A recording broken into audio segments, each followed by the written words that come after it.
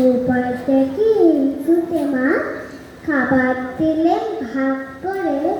বললেন আপু মুখেও কিছু ফেলে রাগ করে জ্যাঠাই মাঝে নিতাই দিলে দুই ভাইকে খাও বলে 10টি ছিল তাহার 4টে নিলাম ভাগ করে কাজে 9টি ভাগ করে দেয় 3টে দিলাম গোপালকে তবু কেমন হ্যাংলা ছিলে আমার ভাগে টুকরাকে বুঝিয়ে বলি কাঁদিস কেন তুই যে নিয়ে করিস তো বয়স বোঝে সামনে খাবি